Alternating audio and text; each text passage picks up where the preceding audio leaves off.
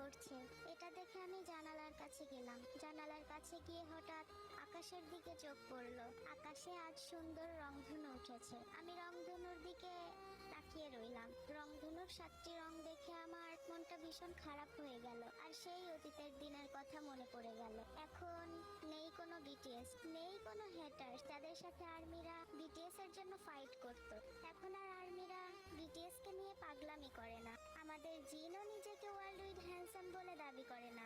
নামজনও আর আগের মতো জিনিসপত্র ভাঙে না, আর্মিদেরকে সাহসও জোগায় না। সুগাকেও এখন কোনো আর্মি ইয়ঙ্গি ম্যারিমি বলে ডাকে না। জিমিনও এখন চেয়ার থেকে পড়ে যায় না। আমাদের জেহবকে কোনো আর্মি আর কারণ ছাড়া হেট করে না। আমাদের ছোট সাহেব জাঙ্কু, তাকে এখন আপ্পা বলে ডাকলেও সে রেগে যায় না। আমাদের ভি, সেও এখন আর নিজেকে গুড বয় দাবি করে দুষ্টুমি করে বেড়ায় না। এখন যে তারা সবাই কারো দায়িত্ববান স্বামী ও দায়িত্ববান বাবা হয়ে উঠেছে।